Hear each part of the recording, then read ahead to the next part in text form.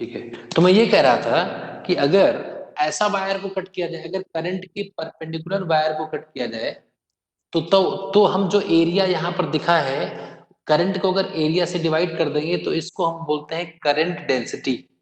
Current density, current density कहते हैं। Current per unit area, unit area में कितनी करंट फ्लो कर रही है। यहां पर देखो क्या है कि अगर मैं इस एरिया का ये वाला कंपोनेंट निकालूं, अगर मान लो ये एंगल थीटा है, ये एंगल थीटा है, तो एरिया का ये वाला कंपोनेंट कितना होगा, क्रॉस सेक्शन एरिया कितना होगा, ए कॉस थीटा होगा ना ये वाला। मैं थीटा के साइड में ए कॉस थीटा होता है, तो अगर ये ए कॉस थीटा है और ये पूरा एरिया ए है, इस वाले तार में जहां पर स्लैंट कट किया गया है, यहां पर करंट डेंसिटी अगर कोई तुमसे पूछता है तो कहना I by A cos theta. A cos theta. किसी को डाउट, एनी डाउट? समर बोलो जरा, समर, समर, ये ए कॉस थीटा मैंने क्यों किया पता चला? समर, समर नहीं है क्या? ये ए कॉस थीटा मैंने क्यों किया पता चला? अरे माइक सही रखा करो, तुरंत बोला कर, बोलना है, इंटरैक्टिव क्लास है ना ये। तो ये पता चल गया कुछ बैकग्राउंड में नॉइज होगी इसलिए वो ऑफ कर रहा है। तो आई बाई ए कॉस, अच्छा यहां से अगर मैं क्रॉस मल्टीप्लाई करूं तो करंट हो जाएगा जे इंटू ए, और यहां से अगर करूं तो करंट अगर मैं क्रॉस मल्टीप्लाई कर दूं तो current is current density into A cos theta. अच्छा याद करो कि हम लोग इसको जे वेक्टर डॉट ए लिख सकते हैं कि नहीं? ए डॉट बी क्या होता था? Yes sir, yes sir. A dot B, J dot A. ये तो तब है जब पूरे क्रॉस सेक्शन में एक ही करंट फ्लो कर रही है। मान लो इस तार में कहीं किसी जगह ज्यादा करंट है, किसी की जगह कम करंट है, कहीं और ज्यादा करंट है। अगर इस वायर में करंट हर जगह अलग अलग है, तब हमें अलग अलग छोटे छोटे एरियाज लेने पड़ेंगे। तब हम जो करंट डेंसिटी डिफाइन करेंगे वो पूरे एरिया के लिए नहीं करेंगे, छोटे छोटे एरियाज के लिए करेंगे। तो डेल्टा ए कॉस थीटा होगा। तो उस केस में करंट की वैल्यू क्या हो जाएगी, J into delta A into cos theta means क्या, अब ये छोटी करंट हो जाएगी, छोटे एरिया में छोटी करंट, डेल्टा ए में डेल्टा आई, तो आई हो जाएगा, डेल्टा आई हो जाएगा, देखो जरा, J into delta A cos theta. और अगर हम करंट को लिखें तो करंट आ गया integration J dot D A. ये जैसे ये जो फॉर्मूला है वो आईआईटी एडवांस्ड के लिए आपको याद रखना है। फाइनली ये सबसे इंपॉर्टेंट फॉर्मूला है। बाकी देखो बस डिराइव कर दिया गया है, वो तो पता ही है। जे डॉट डी ए, छोटे छोटे डेल्टा ए के बजाय डी ए, छोटे छोटे एरियाज में मान लो डी आई करंट है, डी आई करंट है। अरे बात समझ रहे हो कि नहीं? जैसे अगर पूरे वायर में, पूरे क्रॉस सेक्शन में, समझो बात को, अगर पूरे क्रॉस सेक्शन में अलग अलग करंट है, अगर पूरे क्रॉस सेक्शन में अलग अलग करंट है, मान लो ये तार है, ये तार तुम्हें दिख रहा है, इस तार के क्रॉस सेक्शन में बीच में 5 एम्पियर है, उसके बगल 3 एम्पियर है, उसके बगल 2 एम्पियर है, तो इसका मतलब इस पूरे क्रॉस सेक्शन के छोटे छोटे हिस्से में, इस पूरे क्रॉस सेक्शन के छोटे छोटे हिस्से में अलग अलग करंट है ना, तब हम करंट डेंसिटी नहीं बता सकते एक, तब उसको हमें क्या काम करना होगा, छोटे एरिया में कितनी करंट जा रही है वहां से निकालेंगे डी ए कॉस थीटा। तो तब हमें छोटे छोटे करंट को जोड़ करके और देखना पड़ेगा, तो फाइनली ये फॉर्मूला आ जाएगा। तो अगर दो वेक्टर्स के बीच में डॉट, अगर दो चीजों के बीच में डॉट प्रोडक्ट हो रहा है, इसका मतलब दोनों वेक्टर क्वांटिटीज हैं, तो करंट तो स्केलर है लेकिन current density vector quantity. This is very important. बहुत सारे एग्जाम्स में मैं आपको बता दूं, लिखा होगा ऑप्शन में, current is a scalar quantity whereas current density is a vector quantity. जहां पर यह ऑप्शन लिखा होगा वो सही होगा। यहां पर करंट डेंसिटी को हम लोगों ने वेक्टर की तरह ट्रीट किया है, देखो जरा, डॉट कर रहे हैं, तो डॉट प्रोडक्ट किसका होता है, वेक्टर्स में होता है, इसलिए करंट डेंसिटी क्या है, वेक्टर क्वांटिटी है करंट डेंसिटी, लेकिन ये वेक्टर है, लेकिन करंट क्या है, स्केलर है। ये बात बताओ समझ में आई कि नहीं? किसी को कोई डाउट हो तुरंत पूछ लो, अभी कोई डाउट हो तुरंत पूछो। करंट डेंसिटी क्या होती है, कैसे निकालते हैं, क्रॉस सेक्शन समझ गए ना। क्रॉस सेक्शन ऐसे तो देखो ध्यान से, अगर यहाँ पर एक कॉस थीटा करने से करंट डेंसिटी, आपकी आवाज नहीं आ रही सुचिता, सुचिता आपकी आवाज, हाँ फिर बोलो जरा, लिख दो टेक्स्ट, लिख दो टेक्स्ट। हाँ बोलो बोलो, आ रही है आवाज, बोलो, मैं सुन रहा हूँ, बोलो।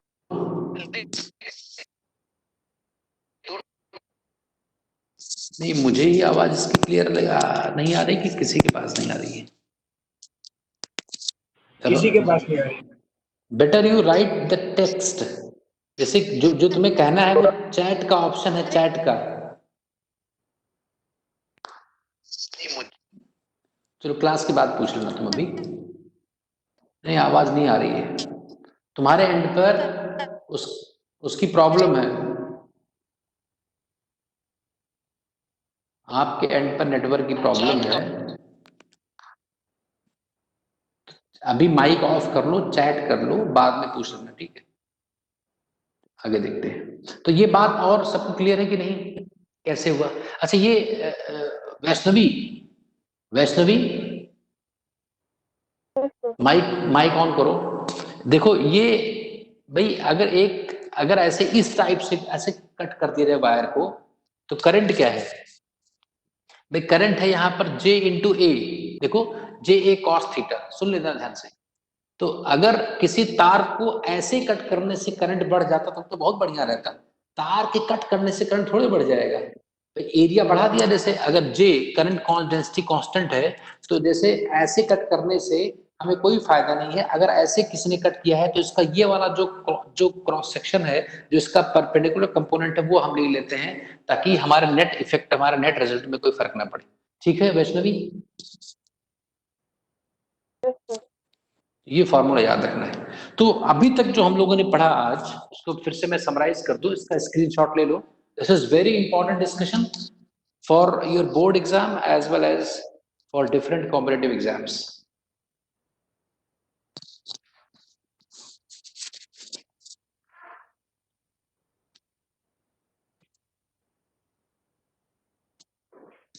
तो अभी तक हम लोगों ने क्या क्या डिस्कस किया है बताओ? एक तो हम लोगों ने एवरेज करंट डिस्कस किया है, बोलो एवरेज करंट, ये डिस्कस किया है। फिर करंट डिस्कस किया है, ये कितना होता है, delta Q by delta T, और ये क्या होता है, D Q by D T. फिर हम लोगों ने क्या डिस्कस किया है, बोलो, चार्ज निकालने का तरीका, delta Q integration I D T. फिर डायरेक्शन डिस्कस किया है, और फिर करंट डेंसिटी के थ्रू करंट को रिलेट करने की कोशिश की है, that is J dot D A. इतने फॉर्मूले हमें अभी तक मिले हैं। किसी को इन सारे किसी फॉर्मूले में किसी को डाउट हो, अभी माइक सही काम कर रहा है तो पूछ ले, नहीं तो क्लास के बाद भी मैं रिकॉर्डिंग शेयर कर दूंगा, एक बार फिर देख लेना और फिर पूछना कोई डाउट होता है।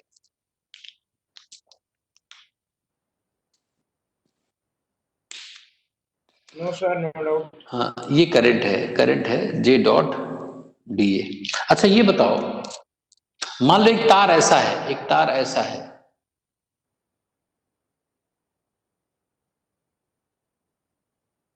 ये एक तार है, इस तार का क्रॉस सेक्शन एरिया हर जगह एक ही नहीं है, कहीं पर ज्यादा है कहीं पर कम है। जैसे यहाँ पर बॉटल नेक है तो यहाँ पर क्रॉस सेक्शन एरिया कम है। इस तार में करंट आई यहां से एंटर कर रही है, आई, तो यहां पर जो करंट होगी और यहां पर जो करंट होगी, तो मान लो ये मैंने आई आई कह दिया, इसको मैंने आई वन कह दिया, इसको आई टू कह दिया, है ना? तो मुझे कौन बताएगा कि सबसे ज्यादा करंट का कौन सी होगी, आई वन की I two? Which current is greater? यहां पर एरिया कम है, यहां पर एरिया ज्यादा है, यहां पर एरिया मान लो ये दोनों बराबर है, यहां पर एरिया कम है। ये सारे करंट इक्वल होंगे। बहुत बढ़िया, श्लोक ने भी, जानवी ने भी और आदित्य ने बिल्कुल सही बताया है, करंट इक्वल होगा। अगर किसी को डाउट हो तो माइक ऑन करके पूछे, लेकिन माइक सही होना चाहिए भाई, ऐसे है ना? डेंसिटी बढ़ जाएगी बस सर। हर जगह पर हाँ, क्या बढ़ जाएगी? Current density.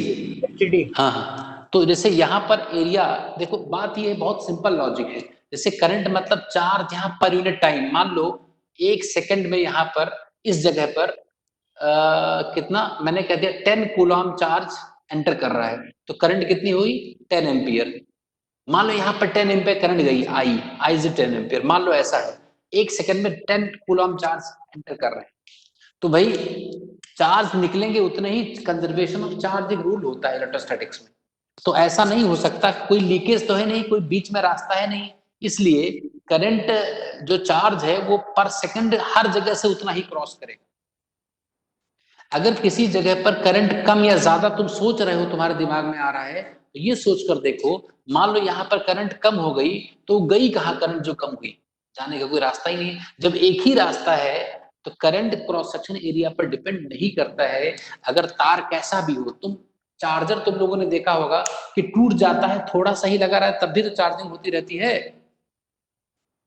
अरे आईफोन के चार्जर में बहुत बड़ी खास गड़बड़ी है, जैसे उसमें एकदम से खराब हो जाता है। तो अगर एक भी तार पतला सा भी कनेक्शन है तो चलता रहता ना काम, की नहीं चलता रहता है? Yes sir. तो चाहे मोटा तार हो या पतला तार हो, करंट की वैल्यू पर कोई फर्क नहीं पड़ेगा। हीट से डिसिपेशन हो सकता है, अलग बात है, वो हीट का इफेक्ट है। किसी ने, श्लोक ने क्या कहा था कि हीट के थ्रू डिसिपेशन हो सकता है, वो अलग बात है, लेकिन करंट की वैल्यू में चेंज नहीं आएगा।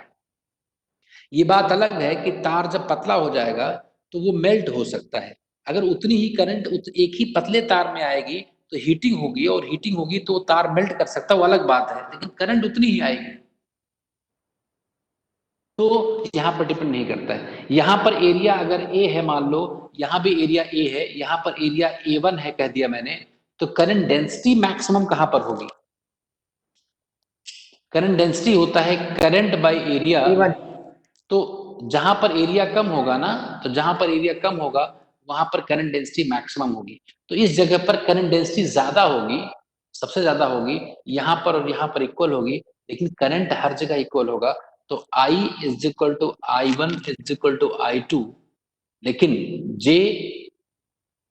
इज लेस देन, इसको अगर J1 कह दूं, यहाँ पर J1 और ये J2 अगर कह दूं, तो J is equal to G2 which is less than J1। यहाँ पर करंट डेंसिटी यहाँ की करंट डेंसिटी के इक्वल है ना, लेकिन यहाँ का एरिया कम है, तो एक कम एरिया से डिवाइड करेंगे तो करंट डेंसिटी की वैल्यू बढ़ जाएगी। कोई डाउट किसी को?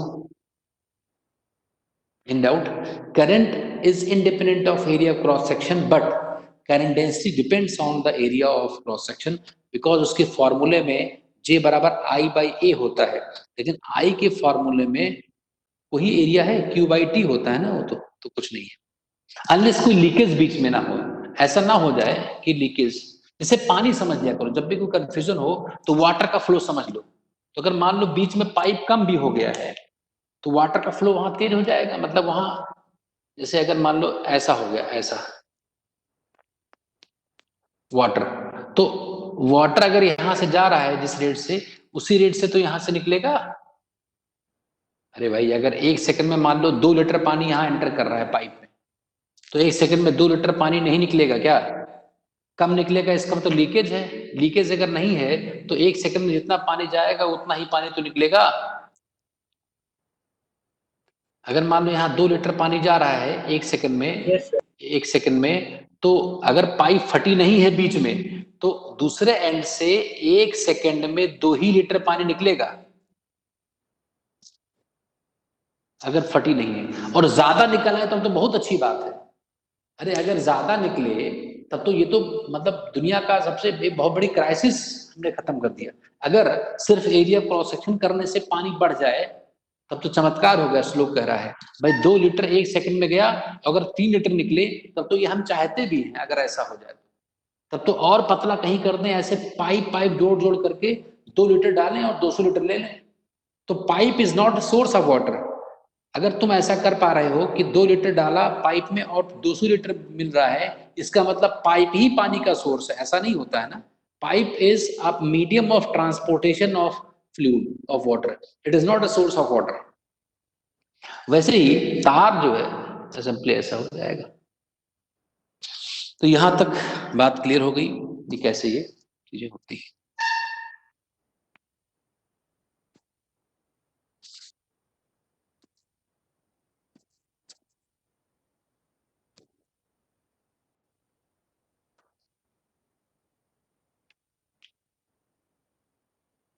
Now next is very important, last point discuss कर लेते हैं।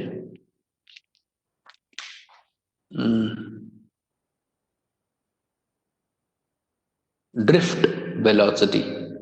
ड्रिफ्ट आज टेस्ट था क्या डीपीएस में फिजिक्स का? क्यों मिहिर? श्लोक टेस्ट था क्या? टेस्ट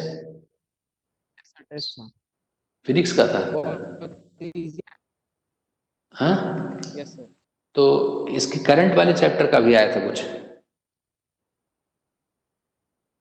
अच्छा करंट वाले क्वेश्चन आया था सर, उसमें करंट डेंसिटी में रिलेशन निकालने वाला। करंट डेंसिटी और ड्रिफ्ट वेलोसिटी में रिलेशन। अच्छा अच्छा वो अच्छा डायरेक्टली अच्छा, मतलब जो अभी करने जा रहे हैं तो कर लिया था सारा? यस सर, सब कर लिया था सर। अच्छा अच्छा देखो, तो ड्रिफ्ट वेलोसिटी क्या होती है? ड्रिफ्ट का मतलब जानते हो? ड्रिफ्ट का मतलब, अच्छा कोई मेट्रो सिटीज में गया है? मेट्रो सिटी मतलब दिल्ली, बॉम्बे, कलकत्ता, ड्रिफ्टिंग होती है वहां। जैसे अगर किसी ने दिल्ली में देखा हो तो पूरा पूरा ट्रैफिक आ रहा होता है, कहते हैं ट्रैफिक की स्पीड 20 किलोमीटर पर आ रहा है, कहते हैं कि नहीं कहते हैं? कहते भाई मूलचंद फ्लाईओवर के ऊपर इस समय ट्रैफिक की स्पीड 20 किलोमीटर पर आ रहा है। इसका मतलब ये तो नहीं है कि मूलचंद के ऊपर जितने भी कार वाले या बाइक वाले होंगे सब 20 से चल रहे होंगे, ऐसा तो है नहीं। पूरा पूरा एक सेगमेंट, अगर ट्रैफिक का एक पूरा सेगमेंट कहीं दिखाई पड़ रहा है तो 20 मीटर पर सेकंड का मतलब है, ये तो ज्यादा हो गया, मतलब 5 मीटर पर सेकंड कह लो। तो अगर हम बात करें कि ड्रिफ्ट वेलोसिटी, अगर कहा जाए कि ट्रैफिक की वेलोसिटी 5 मीटर पर सेकंड है, इसका मतलब एक एक रीजन, एक सेगमेंट अगर देखा जाए पूरे ट्रैफिक का, तो वो जहां पर था 1 सेकंड के बाद वो पूरा पूरा सेगमेंट 5 मीटर आगे चला जाएगा। उस सेगमेंट में जो पार्टिसिपेट करने वाले लोग हैं वो सारे 5 मीटर पर सेकंड चल रहे हो, ऐसी कोई गारंटी नहीं है। कोई 3 चल रहा होगा, कोई 4 चल रहा होगा, उसी बाइक वाला कोई 10 से जा रहा होगा, 20 चल रहा होगा, वो बहुत तेज, उसी में छोटी जगह में ही निकाल देते हैं बहुत तेज। थोड़ी दूर आकर गए और आगे ब्रेक मार दिया, फिर तेज चले, फिर ब्रेक मारते। नहीं समझे? तो इस टाइप की जो वेलोसिटी होती है जिसमें बहुत सारे लोग ट्रैवल करते हैं, लेकिन उन सारे जो भी ट्रैवल करते हैं, ट्रैवल करने वाले जितने भी पार्टिसिपेंट्स हैं, इनका एवरेज निकाल करके जो बताया जाता है उसको ड्रिफ्ट वेलोसिटी कहते हैं। तो होता क्या है देखो, होता ये है कि मान लो ये क्रॉस सेक्शन एरिया है किसी तार का, अगर इसमें कोई बाहर से बैटरी ना कनेक्ट की जाए तो क्या करंट मिलेगी? नहीं मिलेगी करंट। करंट इसलिए नहीं मिलेगी, ऐसा नहीं कि इसके अंदर के इलेक्ट्रॉन्स चल नहीं रहे हैं। हर एटम में, जैसे ये मार्कर है तो मार्कर किससे मिलकर के बना है? अरे कोई भी चीज हो एटम और मॉलिक्यूल से मिलकर के बनी है। तो कोई भी चीज अगर है और एटम्स और मॉलिक्यूल से मिलकर के बनी है तो हमेशा ध्यान रखो कि एटम्स और मॉलिक्यूल्स रेस्ट में नहीं होते हैं। इसके अंदर के जो एटम्स और मॉलिक्यूल्स हैं वो वाइब्रेट करते रहते हैं, चलते फिरते रहते हैं प्रीमियर पोजीशन के अबाउट। तो यहाँ पर जो इलेक्ट्रॉन्स हैं ये किसी क्रॉस सेक्शन एरिया से अगर देखा जाए तो कुछ यहाँ जा रहे होंगे, तो कुछ इधर की तरफ जा रहे होंगे, तो कुछ इधर की तरफ जा रहे होंगे, तो कुछ इधर की तरफ जा रहे होंगे, ऐसे जा रैंडम ऐसे मूव कर रहे होंगे। तो अगर मैं काउंटिंग करूं तो नेट चार्ज कितना फ्लो कर रहा है इस क्रॉस सेक्शन एरिया को? 0। नेट चार्ज कितना फ्लो कर रहा है? 0। तो net charge flowing through this cross section is 0 due to random motion, due to random motion of electrons, motion of random motion की वजह से नेट कुछ नहीं मिलेगा। अगर ऐसा मिल जाए तो तार ले और करंट आ जाएगी, ऐसा नहीं होता ना। तार में इलेक्ट्रॉन्स फ्री होते हैं लेकिन वो इतने फ्री होते हैं कि वो रैंडम मूव करते हैं, इसलिए नेट करंट बिना तार, बिना बैटरी के, बिना प्लग में लगाए आपको करंट नहीं मिलेगी। ठीक है ना। तो नेट करंट अब क्या होता है, जब हम बैटरी कनेक्ट कर देते हैं, जब हम एक बाहरी एक फोर्स लगा देते हैं, तब क्या होता है, जब एक बैटरी कनेक्ट कर दी जाती है तो ये बैटरी क्या करती है, एक पोटेंशियल डिफरेंस क्रिएट करती है। यहां पर हाई पोटेंशियल, यहां पर लो पोटेंशियल, ये पॉजिटिव से करेगा तो हाई पोटेंशियल, लो पोटेंशियल, और एक इलेक्ट्रिक फील्ड यहां पर आ जाती है अंदर। और जब इलेक्ट्रिक फील्ड आती है तो वो इलेक्ट्रॉन्स को अपने अपोजिट डायरेक्शन में खींचती है। इलेक्ट्रिक फील्ड हमेशा इलेक्ट्रॉन्स को अपोजिट डायरेक्शन में फोर्स लगाती है इलेक्ट्रॉन्स के ऊपर। तो सारे इलेक्ट्रॉन जो इधर उधर भाग रहे थे उनको लेफ्ट की तरफ खींचना शुरू किया गया, इधर की तरफ। ऐसे बहुत ज्यादा तो भाई कुछ तो इधर उधर रहेंगे ही, लेकिन काफी हद तक वो लेफ्ट की तरफ ऐसे चल पड़े। तो अब क्या हुआ कि इस फोर्स की वजह से यहाँ पर जो इलेक्ट्रोस्टैटिक, यहाँ पर जो इलेक्ट्रिक फोर्स लगा, इलेक्ट्रोस्टैटिक तो नहीं कहेंगे क्योंकि ये स्टैटिक नहीं रह गए, यहाँ पर फोर्स इलेक्ट्रॉन के ऊपर ई फोर्स लगेगा, और ये इस फोर्स के कारण एक पर्टिकुलर सिस्टमैटिक ढंग से फ्लो करना शुरू कर देंगे। तब हम काउंटिंग करेंगे तो करंट आपको मिल जाएगी। तो अगर इलेक्ट्रॉन्स लेफ्ट की तरफ जा रहे हैं तो इस तार में करंट राइट की तरफ आ गई, ऐसे करंट आ जाएगी क्लॉकवाइज। करंट ऐसे है क्योंकि ऐसे करंट फ्लो कर रही है इस वायर में। बात समझो कि नहीं। लेकिन जो इसका फ्लो होता है, जैसे ये मान लो कोई तार है, ये मान लो तार का एक पोर्शन है जो मैं दिखा रहा हूं, इसमें आयंस होते हैं, फिक्स्ड आयन, जिसको इमोबाइल आयंस कहते हैं। तो इसके अंदर लैटिस साइट्स होते हैं, सॉलिड स्ट्रक्चर में तुम लोगों ने केमिस्ट्री में पढ़ा होगा कि यहाँ पर लैटिस साइट्स होते हैं, बहुत सारे इमोबाइल आयंस होते हैं जो अपनी जगह पर फिक्स्ड होते हैं, अपनी जगह पर फिक्स्ड होते हैं। ये क्या है, एटम का आयन है, इसके इलेक्ट्रॉन तो फ्री हो गए हैं, लेकिन भाई एटम तो अपनी जगह पर स्थिर रहेगा ना, वाइब्रेट करता है लेकिन मूव नहीं करता है, ट्रांसलेट नहीं करता है। अब मान लो मैंने अप्लाई किया फील्ड ऐसे, इस डायरेक्शन में फील्ड को अप्लाई किया ऐसे, ये एक फील्ड आ गई। अब इस इलेक्ट्रॉन की, इसके इस आयन का जो इलेक्ट्रॉन था जो फ्री हुआ है, उसको देखते हैं किधर चलेगा। तो किधर चलेगा, जैसे ही राइट की तरफ फील्ड मिलेगी, ये लेफ्ट की तरफ एक्सेलरेट होगा और टकराएगा यहां पर कहीं आकर, टकराएगा तो फिर रुकेगा, तो फिर एक्स, क्योंकि लगातार फोर्स लग रहा है, तो फिर यहां चलेगा, फिर टकराएगा, फिर रुकेगा, फिर यहां से फिर यहां जाएगा, फिर टकराएगा, रुकेगा, फिर यहां पर ऐसे आएगा, ऐसे करते हुए इस एंड तक पहुंच जाएगा। बोलो भाई, ट्रैफिक में तुम लोगों ने देखा होगा कि ब्रेक लगाते हैं, फिर क्लच छोड़ते हैं, क्लच लगाते हैं, थोड़ा चलते हैं, थोड़ा रुकते हैं, थोड़ा चलते हैं, थोड़ा रुकते हैं, थोड़ा चलते हैं, थोड़ा रुकते हैं, और फिर उस जो जहां पर कंडीशन था उसको क्रॉस कर जाते हैं कुछ देर के बाद। वैसे ही इलेक्ट्रॉन भी फ्री फ्लो नहीं है, ऐसा नहीं कि ऐसे फटाक से चला जाता है। इलेक्ट्रॉन जहां चल रहा है वहां पर खाली जगह नहीं है ना, वहां पर आयंस हैं, ये आयन से टकराता है और टकराने के बाद रुकता है, फिर चलता है, रुकता है, फिर चलता है, ऐसे करके जाता है। तो इसकी एवरेज वेलोसिटी जो आएगी, एक की नहीं सबकी एवरेज वेलोसिटी जो आएगी उसको हम ड्रिफ्ट वेलोसिटी कहेंगे। इसका सबसे बढ़िया एग्जांपल क्या है, समझो बात को। एक बड़ा अच्छा एग्जांपल है, जो सारे बच्चे सुन रहे हैं, आवाज आ रही मेरी? अरे आवाज आ रही है?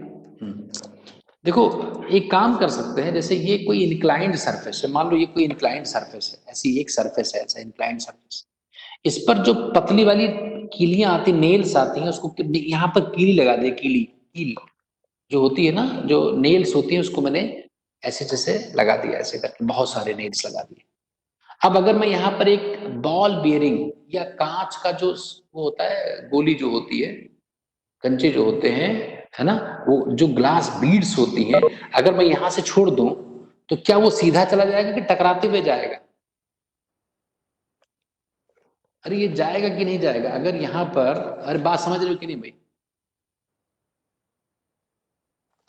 अगर ये यहाँ पर बहुत सारी कीलियां लगी हुई हैं इस प्लेन पर, और एक बीड को यहां से रिलीज कर दिया जाए, ये बीड क्या होगा, टक्कर होगी, फिर दूसरे टक्कर होगी, फिर तीसरे टक्कर होगी, टकराते हुए आगे बढ़ेगा, लेकिन फाइनल नीचे पहुंच जाएगा कि नहीं नीचे पहुंच जाएगा? अरे फाइनल नीचे पहुंच जाएगा। तो ये जो टकराते हुए मूवमेंट होता है, तो उसकी एवरेज, जैसे कुछ लेंथ है तो कितना डिस्टेंस ट्रेवल कर गया और कितने टाइम में वो पहुंचेगा, इसको अगर डिवाइड कर दिया जाए तो जो आएगा उसको हम ड्रिफ्ट वेलोसिटी कहेंगे, उस इसकी बीट की। तो इस तरीके से यहाँ पर जैसे कीली मैंने लगा दिया, वैसे वहां पर तार में क्या है, जो फिक्स्ड आयंस है वो एक प्रकार का अवरोध उत्पन्न करते हैं, एक प्रकार की तीली है। जो हम यहाँ पर तीली कह रहे हैं वो वहां पर एक अवरोध या जो अपोजिशन प्रोवाइड करने वाले हैं, यहां से इलेक्ट्रॉन ऐसे टकराता है, जाता है और पहुंच जाता है। तो मान लो पहली बार, अब इसका डेरिवेशन मैं नेक्स्ट क्लास में करूंगा, आज के लिए इतना ही है। तो ध्यान रखना, कुछ चीजों को मैंने आज किया है, और पिछले वाले जो क्वेश्चंस मैंने दिए थे बहुत कम बच्चों ने मुझे दिखाया है, आदर्श ने मेरे पास